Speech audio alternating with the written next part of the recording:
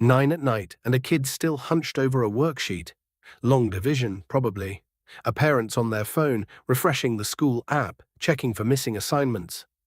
Nobody in that room is thinking about it, but there's a question buried in that glow of screen light. Is this really the only way a child learns to survive in the world?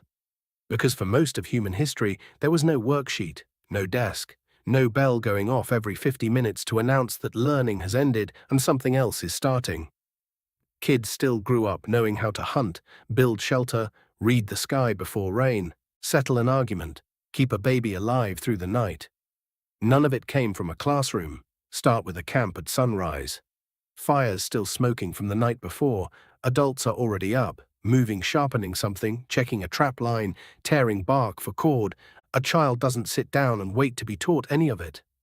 The child just watches, gets close, tries it badly the first time, a little less badly the 10th time. Nobody schedules a lesson. The lesson is just being there. That's maybe the sharpest difference between the two childhoods. Ancient learning wasn't a subject you studied. It was the texture of daily life. A kid didn't take Fire Building 101. They stood near enough fires, often enough, long enough, that fire simply became something their hands knew how to do. Researchers who study modern foraging societies call a lot of this observational learning. And in many of these groups, it's estimated to account for a huge share of how children actually pick up real skill. Not through instruction, through proximity. The child was let in, not kept out. Now put that next to a classroom, kids grouped by birth year, seated in rows, subjects chopped into 40-minute blocks. Math has nothing to do with lunch.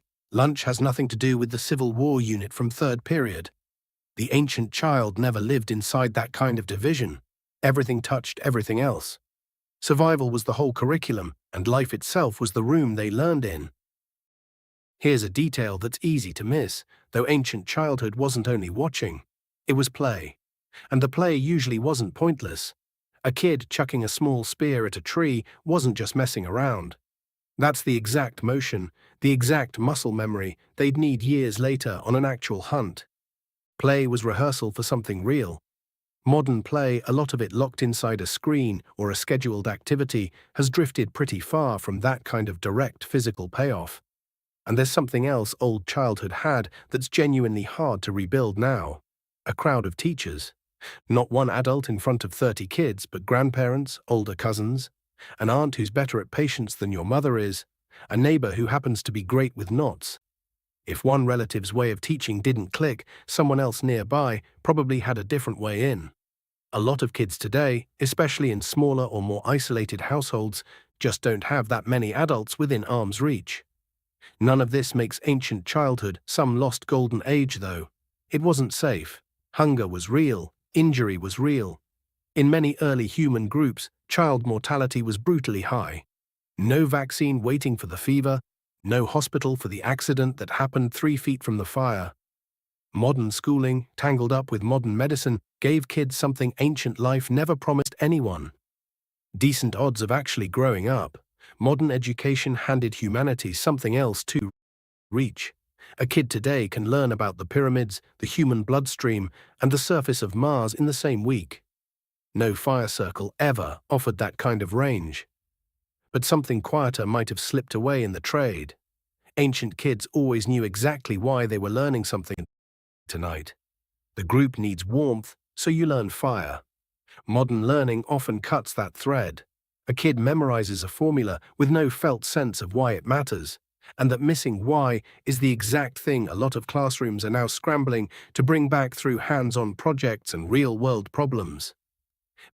Maybe the real gap between the two isn't intelligence, or effort, or even how much anyone cares. It's distance. Ancient kids grew up standing right next to real life. A lot of modern kids grow up reading about life from a few steps back through pages, through screens, waiting for someone to finally wave them in. The desk was never the villain here, but somewhere between the fire circle and the classroom, childhood took a few quiet steps away from the exact thing it was supposed to be preparing kids for.